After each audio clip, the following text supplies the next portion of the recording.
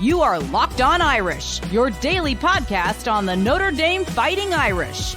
Part of the Locked On Podcast Network, your team every day. We are one day away from the College Football Playoff National Championship game between Ohio State and Notre Dame, and today is a crossover you have all been waiting for between Locked On Buckeyes and Locked On Irish. I'm your host, Jay Stevens of Locked On Buckeyes, and with me is Tyler Wojciak of Locked On Irish, and this is a big game, Tyler. We were talking about it before we hopped on the show here.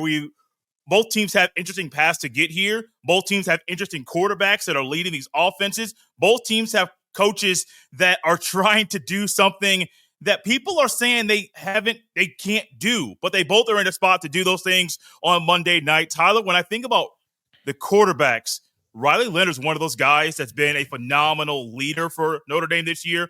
What has he done to lead the Irish this year? He's just been unflappable. Like, it has not been an easy ride for him all season long. He came out and it looked great against Texas A&M. Now, he wasn't slinging the ball all over the field. Like, he struggled in the first half passing the ball, but I was thinking, okay, he's a little bit rusty, had been dealing with injuries for basically an entire year. This is his first live action, so I didn't really put too much stock into it. And also, Notre Dame was able to drive down the field and score late, and he had some big passes on that drive. So it started off great for Riley Leonard. Then the following week, Northern Illinois, by far his worst game of the season. Frankly, his performance is a big reason why Notre Dame lost that game. So then everyone was out on him. And then he had to slowly work his way back in the good graces of the Notre Dame fan base. And it took a while. Like I said, it was not linear whatsoever, but he maintained the same level of confidence and composure throughout. And I think he has developed significantly as the year has gone on. Like, he's been a threat with his legs all year long. He's Notre Dame's second leading rusher with 866 rush yards on the season. But as a passer, we started to see something change following the first bye week. Notre Dame started to air the ball out a little bit more, and you started to see, okay, maybe this guy can do both, right? He's not just a runner. He can throw the ball as well. And he's gotten Notre Dame to this point, and frankly, I did not believe that he would be able to do it after that loss to Northern Illinois. So credit to him for keeping that level of confidence in himself and this team, because he is a big, big reason why Notre Dame is even in this position. He definitely is. And on offense, the Irish, just like other teams, have been hit by the injury bug. Both these teams, honestly, when you're playing 16 games in a college football season, you expect injuries to be a big piece of your story at this part of the year. But Notre Dame's injuries, even in this game, a day before the game, people are wondering what's going to happen on the offensive line or what's going to happen on defense. What's an update with the injury situation on either side of the ball? Okay, so at left tackle, it appears that Notre Dame is going to start Charles Jagasaw. It would be his first start of the season because he was the projected starter going into camp. Then he suffered a torn pec in the first week of training, missed the entire season. The first action he got all year, he came in actually as a reserve guard last week against Penn State and actually fared pretty well. So all credit to him.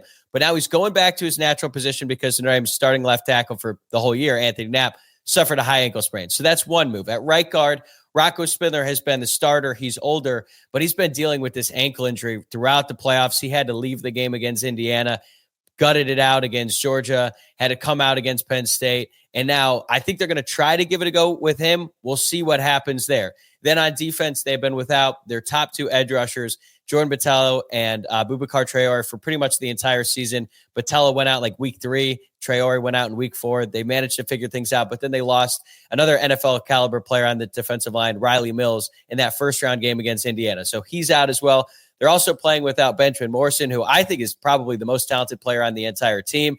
He's a potential first-round draft pick in the NFL draft. He gave Marvin Harrison Jr. fits all game last year. So Notre Dame has been dealing with injuries all year long, so this is no different. But as I've said throughout this playoff run, you can't really make excuses when it comes to injuries, because now that the season is so long in college football, every team is going to be dealing with injuries to some degree in the college football playoff. This is just the new nature of college football. It is a new nature, and it's weird that even to even think about a game being played on January 20th. Our entire lives, it's generally January 7th through the 10th, maybe is when the national championship game has been played. Then all of a sudden you're playing January 20th. You got to figure it out. And I think both these teams, while battling the injury bug, they've been able to figure things out along the way. But I'm interested in some things you said about Marvin Harrison Jr. a year ago, because there's been a lot of talk about how Notre Dame is going to defend Ohio State's receivers. The receivers at Ohio State are really, really good. But Notre Dame's pass coverage has been great all season long. What do you think Notre Dame will do to kind of defend Ohio State's receivers on Monday night? They're probably going to run more man than Ohio State has seen all season. I saw a stat out there that Will Howard has only seen man coverage just 19% of the time. And that's probably for good reason, right? When you look at Ohio State's wide receiving core. And Notre Dame is going to run man, but I think some people are exaggerating it slightly. Because if you look at the data, Notre Dame runs man coverage more than pretty much everyone else in the country. I think Purdue was the only team that actually ran man defense more. And I think we could all just look at Purdue and just kind of ignore them. They're an outlier. They're not a very well-coached team this year.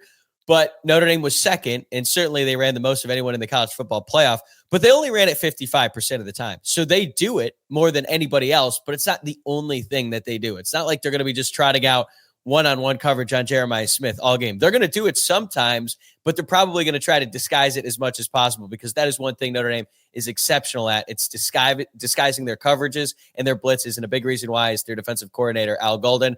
He's got a ton of NFL roots. He has a veteran group, so that allows him to be able to do some different exotic things to try to confuse opposing quarterbacks. It definitely does benefit Notre Dame and even Ohio State that they both have seasoned coordinators there on both on the defensive side of the ball. When it comes to Marcus Freeman, I remember the video that came out that was circulating around social media when they announced that he was going to be the head coach. Everybody cheered. Everyone was excited. And he has just taken this thing, just straight charging every single challenge and has been very successful early in his career. When people doubted him, sometimes people are being very critical of him or very critical of Notre Dame. He doesn't matter. He doesn't care. He just goes about his business and makes sure that he is leading the team the way he needs to lead it. What do you expect from Marcus Freeman in this game? I expect him to be aggressive, confident, ready to go. He seemed so confident during that Penn State game, even when things weren't going well. I think they had like 3 different on-field interviews with him, 1 before the game and then 2 during the actual game. And he never wavered at any point during that game. Like, he had so much confidence in his team that they were going to pull it out and find a way to win there late. And he was right. Now, I think he recognizes the challenge going up against a team like Ohio State, his alma mater. He understands the task at hand, but it hasn't really been easy for him. Dating back to this year, like, I certainly had my questions about Marcus Freeman after that loss to Northern Illinois because that was inexcusable. But the way that he has had his team ready to go every single week, because after that loss, every single regular season game from there on out was a playoff game. Notre Dame could not afford to lose one more game or else they wouldn't make the college football playoffs. So I think that mindset, that edge, that tenacity to attacking every single game has carried on through the playoff. And I thought eventually maybe they would just get burnt out. Maybe they would get gassed. And during the first half of Penn State, it certainly looked that way. But then at halftime, he was able to reset the team, get them ready to go for the second half, and they were able to pull out that win. So I expect him to have that same level of confidence and aggression going into the biggest game of the year. The Buckeyes defense is one of those defenses I've rarely seen in college football, from the ability to get down by the goal line and not go backwards. Then there's just their ability in any part of the field to be able to overcome various challenges along the way. What do you expect from this Irish offense on Monday night? Because my gut just tells me that the Buckeyes defense is going to be able to overcome anything, but that's me. Maybe Riley Leonard's going to lead this offense in a way where they found ways to make cracks in the Buckeyes defense to score 3, maybe even 4 touchdowns. Look, man, I have so much respect for Ohio State's defense. As I started to really dive in for the preparation for doing my show, and I was watching some Ohio State film and some of their games this year and their defense. Like, they had that one bad game against Oregon at the beginning of the year, and they just gave up a lot of explosive plays in that game. It was very uncharacteristic of a Jim Knowles defense. But it reminded me of this scene in the movie Friday Night Lights when Gary Gaines, that coach, is like watching video of Dallas Carter and his wife comes in. He's like, "Baby, those boys are big." And I'm thinking, like, that's kind of how I felt watching that Ohio State defense. It's not just that they're big, they're fast, they're relentless. They fly around the field. They have so many NFL guys like Caleb Downs, JT Tuimoloau, like so many great players on that defense. I think for Notre Dame, they're going to have to hit on some explosive plays. Like, they're just not going to be able to maintain multiple like 75-yard, 10-play drives or anything like that. This defense is just too good. They're going to tighten up at some point. But I do think that Notre Dame can have some success if they bring in some misdirection and they just try to get their playmakers in space, because guys like Jeremiah Love, guys like Jadarian Price, and even Jordan Faison, the wide receiver, they are the caliber of athlete that could make a big play at any point in time. It's going to be tough sledding for the majority of the game, but if they can just capitalize on those moments where they get a one-on-one situation on the outside, if they can turn those into big plays, like Ohio State's defense, if there's 60 plays in the game, right? If Ohio State's defense wins on 56, but then Notre Dame has like 3 big plays that go for touchdowns, then that's the difference in the game. So I think that's how you got to look at it. Notre Dame has to hit on some explosive plays in order to put some points up on the board. We hear from Notre Dame and what we can expect to see from Notre Dame on Monday night. What about the Buckeyes? Tyler and I will dive into the Buckeyes offense and defense next after the break. Today's episode is brought to you by Prizepicks, the place to get real money sports action. With over 10 million members and billions in winnings, Prizepicks has changed the game in daily fantasy sports. Whether it's the playoffs or regular season, Prizepicks has made it easier than ever to win big while enjoying all of the football action. Now it's playoff time, and there's no better way to get on the action than with Prizepicks. Here's how it works. You simply pick more or less on at least 2 players. And if your picks hit, you could win up to 1,000 times your cash. Yes, that's right. 1,000 times your money just by making a few simple picks. For me, I'm all about the hot takes this season. And this week on Prizepicks, I'm looking at Lamar Jackson for more than 250 passing yards and Travis Kelce for more than 70 receiving yards. It's fun to predict and easy to play. Plus, with Prizepicks Flex Play, you could still double your money even if one of your picks doesn't hit. And with the app, you get your winnings fast, sometimes in as little as 15 minutes. Ready to run your game this football season? Download the app today and use code LOCKEDONCollege to get $50 instantly after you play your first $5 lineup. That's right, $50 just for playing. Don't wait. Take your game to the next level with Prizepicks. Prizepicks, run your game. All right, Jay, this Ohio State team we have seen in the playoffs looks completely different than the one we saw at some points during the regular season. I'm sure that they have been extra motivated after that loss to Michigan, but schematically, like on the field, what are the biggest changes you have noticed that has led to their success? Defensively, they're getting more pressure on the quarterback, and they're finding various ways with different defensive fronts and different looks to get more pressure on any quarterback. It doesn't matter if it's an offensive line like Texas or an offensive line like Indiana. It doesn't matter who it is. They're finding ways to get pressure on you over and over and over again. I believe in the rematch against Oregon, there were 8 sacks, 13 TFLs. The Buckeyes have had 16 sacks in the playoff alone against Tennessee, Oregon, and then against Texas. That stuff's unheard of. But Jim knows kind of realized after the Oregon loss, we kind of have to re-engineer the defense, and it's worked out to, now I won't say perfection because there have been some issues here or there, but for the most part, it's worked out way better than anybody thought it was going to. In the middle of the season during a bye week, if you're going to say we're going to re-engineer a defense, you might expect a loss or 2. Only one, and it was the worst game Ohio State's coaches have had all season long, but the defense wasn't the problem that day. They only gave up 13 points to Michigan. Outside of that, this defense has been, even in that game, they were phenomenal. They were elite. And their ability to get more pressure, and even later in the season, be able to get pressure with 4, and then Tuimoloau and Sawyer, they have changed their pass rush paths, which has been just dynamite for the Buckeyes defense. The biggest thing to me is just re-engineering the defense in the middle of the season and seeing the result right before our very eyes. So is that a product of Ohio State blitzing more, or are they just simply winning those matchups on the defensive line? Both. I think it's both. I think the blitzing more needed to happen from various angles because at first that's an easy way to generate more pressure. But then once Larry Johnson and Jim Knowles got kind of changed the pass rush paths of the pass rushers, you're starting to realize that it's hard for even a Quinn Ewers to kind of roll out a little bit. Even if he's going away, going towards his left, it's not his comfortable side. And he's also doing things where he knows there's a guy right behind him because the path to the quarterback's a little bit different. These guys used to just run up the field and then run past the quarterback, which to me made me want to pull the little hair that I had in my head out because it didn't make any sense. All of a sudden, they're going up and then they're closing in at the same time. And against really good offensive tackles, these pass rushers are getting to the quarterback. They're getting home. They're breaking up numerous passes. And Knowles has gone away from blitzing as much during the playoffs. Maybe we'll see more blitzing in this game. I think due to the injuries Notre Dame has on the O-line, you might end up seeing more blitzing. But if you don't, I think Ohio State will be just fine. So you brought up the injuries that Notre Dame has been dealing with. We talked about it in the first segment, but Ohio State has been dealing with some injuries of their own, specifically on the offensive line. They've had to reshuffle that unit multiple times throughout the season. But what other injuries is Ohio State dealing with going into the last game of the season?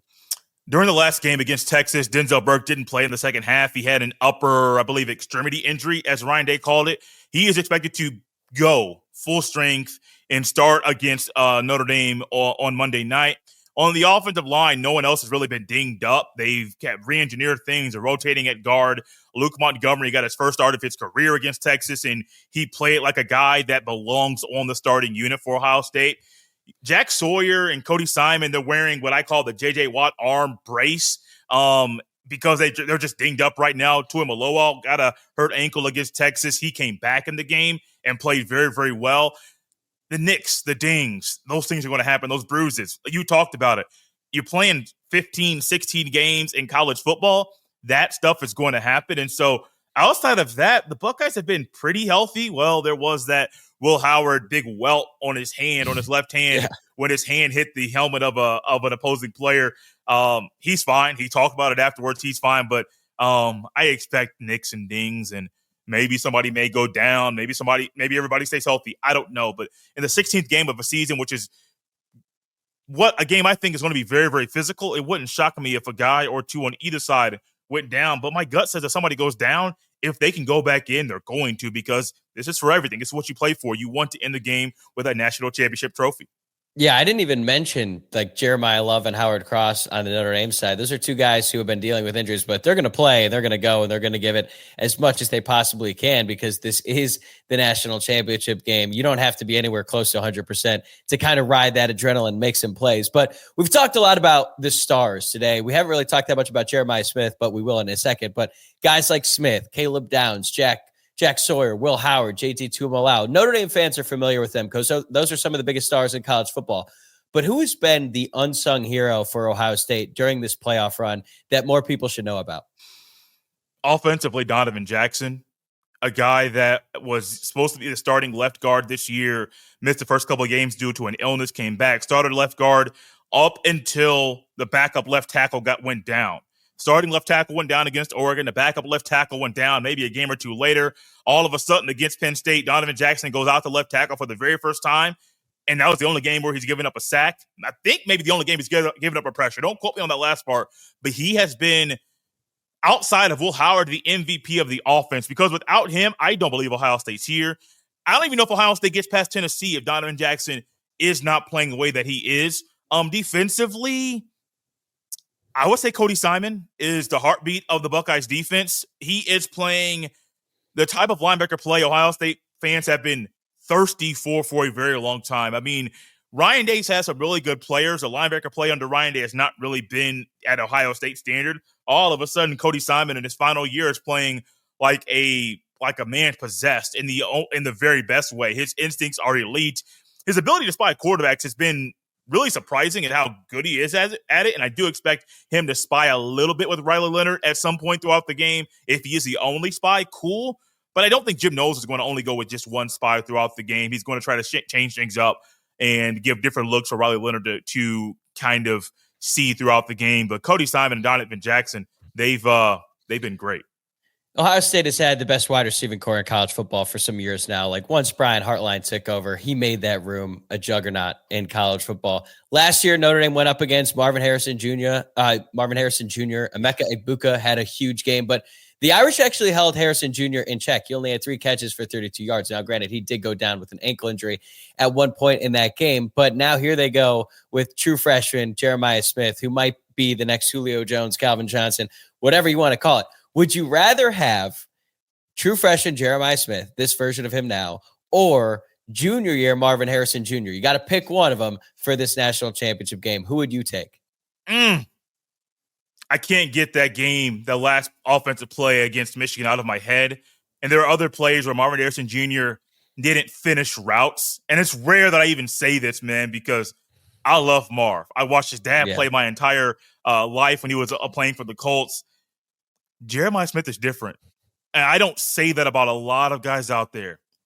Jeremiah Smith is just different. And different in a way that he can do everything Marvin Harrison Jr. did and then some. And we're seeing it this year. Now, I don't really care about the numbers. And I haven't compared the numbers from Marv last year to Jeremiah Smith this year. And when you're playing more games, they're going to be skewed just a little bit. But Jeremiah Smith is just different. I didn't see many teams do what Texas did to Marvin Harrison Jr. a year ago. I know Notre Dame's pass coverage a year ago did some special things to Marvin Harrison Jr., but Jeremiah Smith is getting special attention. Jeremiah Smith is playing in a way that he looks like a savvy vet, a guy that's played 4 or 5 years in college football. He just got here.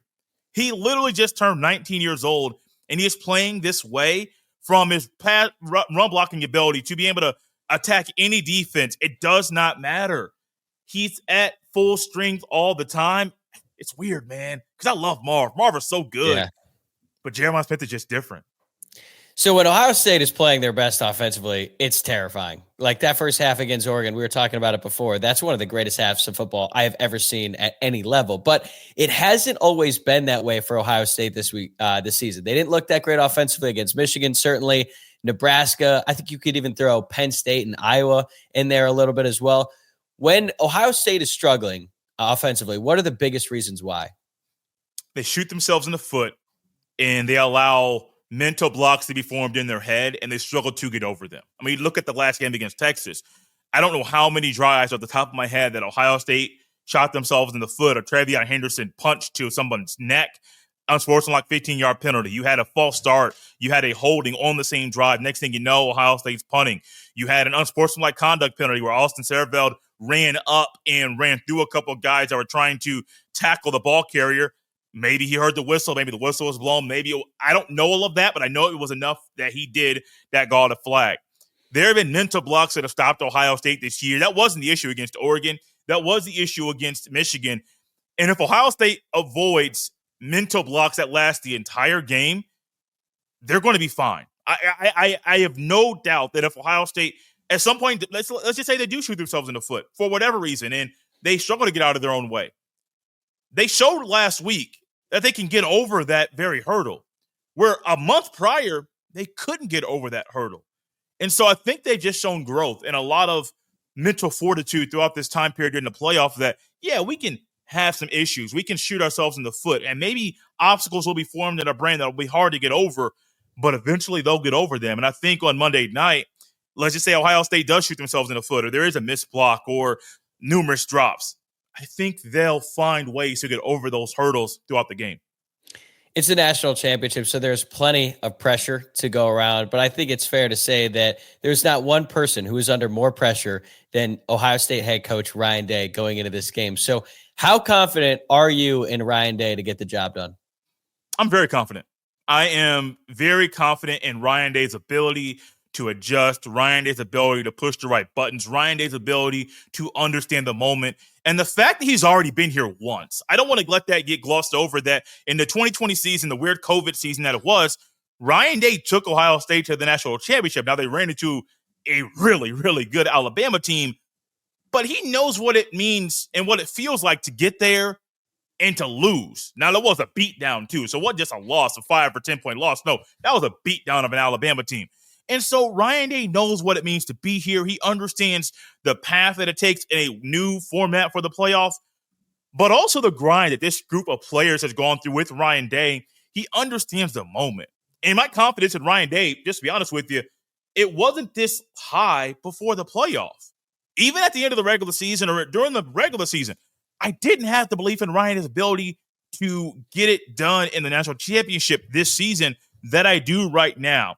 After the Michigan loss, there was a team players-only meeting. Ryan Day was there, and it was a needed thing for the players, for Ryan Day to get things off their chest, but to also make sure that unit understood what's next. It was everyone knew they were going to be in the playoff. Would they host or would they not host a first-round game? That was to be determined. They ended up hosting, and this team used that moment and used that loss to start playing the Buckeye football everybody thought we would see all season long. And we have seen Ryan Day push the right button with coaches and with players throughout the entire playoffs. And I think he's going to do that once again on Monday night. All right, I think we've covered all the key factors in this game. Now it's time for predictions. Who's going to be holding up the championship trophy on Monday night? That's coming up next. Today's episode is also brought to you by FanDuel. From the first whistle to the final drive, FanDuel makes the NFL playoffs even more exciting. Right now, new customers can bet $5 and get $300 in bonus bets if you win your first bet. That's $300 to keep the action going. The FanDuel app is easy to navigate, and the variety of bets keeps every game exciting. Plus, when you win, you get paid instantly. No waiting around for your winnings, and whether you're betting on your favorite team or just looking to add some extra excitement to the playoffs, FanDuel has you covered. Listen, there's only a few more games left in the NFL season. Still got a few more games later today, and then you got the AFC, NFC championship games, then the Super Bowl. So get in on all the action while you still can. Just visit FanDuel.com to join today and get started with $300 in bonus bets. That's FanDuel.com. Make this playoff season unforgettable with FanDuel, an official sportsbook partner of the NFL. As our Locked On crossover rolls on with Locked On Buckeyes and Locked On Irish, the game is tomorrow, but here right now, we got our keys to victory. And Tyler, when I think about Ohio State going into this game, there's a lot of things Ohio State can do, offensively, defensively, even on the special team side of the ball. This team has firepower all over the place. But Ohio State, like we talked about in the very last segment, one of my top keys for the Buckeyes in this game is they can't shoot themselves in the foot. This team is one, if they don't shoot themselves in the foot, if they stay out of their own way, I don't know if there's a team in the country that can stop Ohio State's offense, and we know what the defense has done all season long. Only one team has scored over 17 points against Ohio State this year. That was Oregon. They did it twice. That's just an odd thing to think about when thinking about you're playing 15 games, you play one team twice in that span, and that one team you played twice is the only one that scored over 17 points. I have a lot of faith in the defense, a lot of faith in the offense, but neither side of the ball can shoot themselves in the foot because Notre Dame is good enough and they're sound enough to take advantage of those moments if Ohio State starts to get in their own way. Yeah, I agree with you. I think it's pretty fair to say that Ohio State has the talent advantage when you consider all the injuries that Notre Dame is dealing with right now. And whenever that happens, I think for Notre Dame, you have to win the turnover margin. You could basically apply that to like every football game ever. Odds are whoever wins the turnover margin, it has a much better chance of winning the game. But it's paramount for Notre Dame in this game. I think they have to win that margin by at least one, probably two, to give themselves a good chance of winning here. And I think it's the great equalizer in a game like this. Notre Dame has been elite at that all year long. They're top in the country in takeaways. And then when they get those turnovers, they score. They take advantage of them.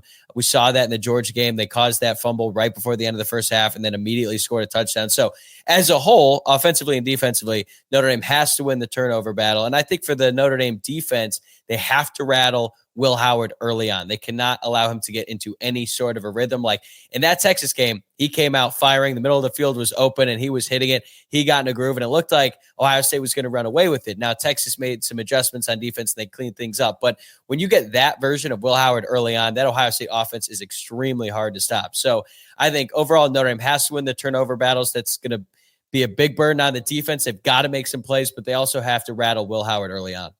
They definitely do. And I think another thing for Ohio State, don't try to force the run. It seems weird that Ohio State this year might have two running backs that could have two guys that have over 1,000 yards this year, and their run game really hasn't been up to Ohio State standards, or even the most efficient running game in the country, or one of the better ones even in the country. Excuse me. But Ohio State must find a way to run, but you can't force it. The fact that they came out against Texas and ran the ball as much as they did on the opening drive, and the first touchdown was a Quinshon Judkins very patient 9-yard touchdown run, was eye-opening to me because that really shocked me. I didn't expect to see that. Doing things you don't expect to see is that's great. That may throw Notre Dame off, but don't force the run. You still need to run. Use those powerful weapons on the outside, the guys that are the ones that can torch Notre Dame from Jump Street. Henderson's one of them. Use them. Use those athletes to open up the run. Use the run to open up the pass. I think it's a recipe for disaster for Ohio State in this game.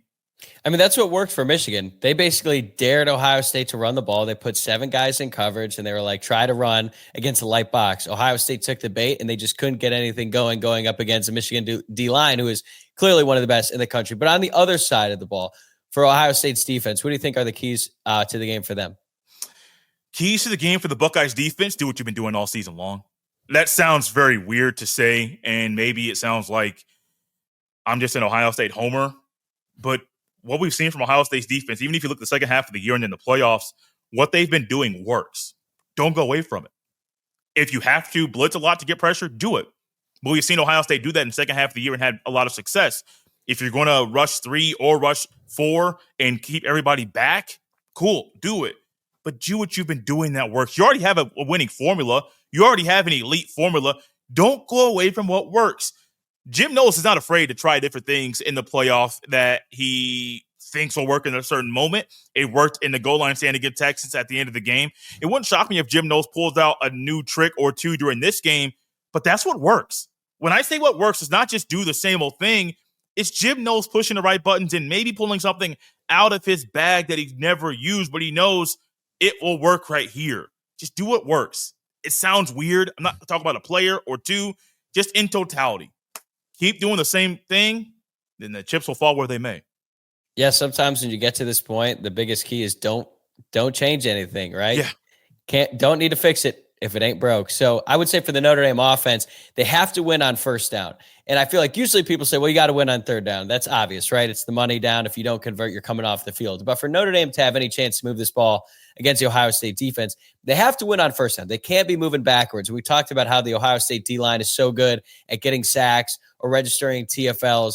For Notre Dame, I'm not saying you got to get like 5 yards on first down, but get 2, get 3. Just stay on schedule there and give yourself a chance on third down. And then on top of that, they're going to have to hit on those explosive plays that we talked about earlier, because those drives are going to be hard to sustain going up against a defense like this. So if you've got a chance to hit them deep, maybe it's on a 3rd and 1. Maybe it's a situation where Ohio State is selling out to stop quarterback power, something that Notre Dame has used time and time again in short yardage situations. And if Ohio State starts cheating up a little bit, maybe that's the time to take the shot deep and try to take advantage of Ohio State when they're being extra aggressive. But there's going to be a few moments in this game where Notre Dame is going to try to take a shot, and they're going to have to convert on those opportunities if they want to put some points up on the board.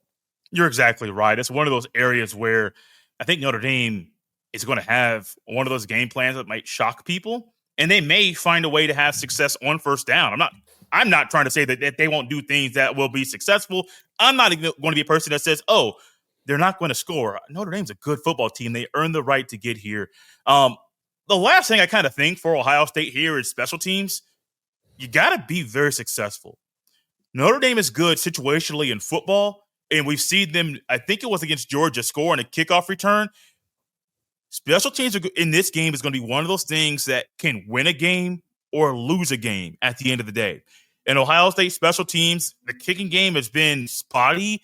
Jaden Fielding missed a couple kicks against Michigan, which people are still really upset about, but he's grown since then. Punting, the punter's been very good. I think last week he flipped the field numerous times. The Ohio State has to win special teams, be efficient, be sound, and don't go crazy. Just do your job, keep the thing simple, and things will be fine. Yeah, on the Notre Dame side, special teams has been a big reason why they're here. They ran like 4 different fake punts during the regular season, and people are like, why are you running a fake punt against Virginia? And it's like, well, they have more in the bag, and they just would bring it out at different points. They haven't run a true fake in this playoffs yet. They almost did against Indiana, but then Indiana called the timeout. And they did that one play where they ran out their punt team and then took everyone off the field and then ran out their offense and then baited Georgia into an offside. It's like it's those little things, those aggressive moments in the game that could end up being the difference. And I think that Marcus Freeman and Marty Biaggi, the special teams coordinator, have at least one more trick up their sleeve. Tyler, we've reached a part of the show where people have been wondering, what is our score prediction? Who do we have winning the game? And in this game, to me, I think Will Howard has shown throughout the previous 15 games that he knows how to lead Ohio State's offense. He's very efficient, one of the most efficient passers in the country. He's throwing to future NFL receivers in Jeremiah Smith, Emeka Egbuka, and Carnell Tate. The running game is doing enough every single game to make people respect them and realize you can't take your eyes off of Judkins or Henderson, or they might quickly pound you up the middle or take a 75 yards to the house. The Buckeyes defense is a reason why I believe so much in this team in this game. Ohio State's defense, led by Cody Simon and Caleb Downs back there in the safety section of the defense, they've been great. They've been phenomenal. And this defense is one that all season long, I've been thinking in my head, defense wins championships. Defense wins championships. And Ohio State, at the middle of the season, they had a championship-level defense, and they've ratcheted that thing up as the season progressed. I got Ohio State winning this one 24-13. And at the end of the day, Ryan Day, in his second national championship game that he's coached in his career at Ohio State, He is lifting up that national championship trophy and bring that thing back to Columbus. So we have the same winning total, but I've got Notre Dame winning 24-21. I do expect this to be a low-scoring game, and 24 points is certainly a lot. But I think Notre Dame's offense is going to get some help from the defense. I think they're going to come up with a timely turnover, give the offense great field position, or maybe it's a special teams play because Notre Dame's special teams unit have been huge. It could be a big return or something exotic like a fake punt or some trickeration, maybe a reverse on a kickoff. But I just feel like Notre Dame is going to keep this game tight into the fourth quarter. That's going to be the message. Just keep it a game until the fourth quarter. And when that happens, if they get down and it's just 15 minutes left in the game and it could go either way, I feel like in that moment, Notre Dame has been in that situation before and they're going to find a way to pull it out. And I feel like the pressure on Ohio State will eventually cause them to fold late. Again, I have a ton of respect for Ohio State. I think that they are the more talented team, but for one night, all Notre Dame has to do is just be the better team. And I think that they're able to get it done. Marcus Freeman is a big reason why I feel that way. I just think that this team is playing on a different level right now. And if they can just get to the fourth quarter, get a bounce go their way. And look, I've been waiting for a Notre Dame national championship my entire life. There's a 35-year drought. And whenever that day comes, whenever Notre Dame finally wins a national championship, I want to be on the right side of history. So I'm taking the Irish 24-21. I don't blame you. I don't blame you at all. I've been on the side of winning. I have seen losses. Those losses hurt. Those wins are a whole lot more fun. But Tyler, you got the Irish. I got Ohio State. Everyone listening to this or maybe watching this, who do you think is going to win the game? Let us know in the comment section on this video right there on the YouTube and get into a little argument before the game on Monday night. Tyler, I really enjoyed this, man. Where can people follow you on Twitter and check out the show? You can follow the show at Locked On Irish on Twitter or follow me at Tyler Wojciak. Like you, we're doing new episodes every single day of the week leading up to this game. Have been doing it for a while now. And at this point, like, I'm done talking about it, man. Let's just play ball. I'm with you guys. You can follow me on Twitter at jsteven07, Locked On Buckeyes, just like Locked On Irish. They're both on YouTube and wherever you get your fine podcast. I really enjoyed this crossover with Tyler Wojciak of Locked On Irish. This is a crossover that's going to be a memorable one. We're on opposite sides of this thing, and we're going to be either celebrating or a little upset at the end of the night on Monday night. This has been Locked On Crossover with Locked On Buckeyes and Locked On Irish ahead of the College Football Playoff National Championship game between Ohio State and Notre Dame.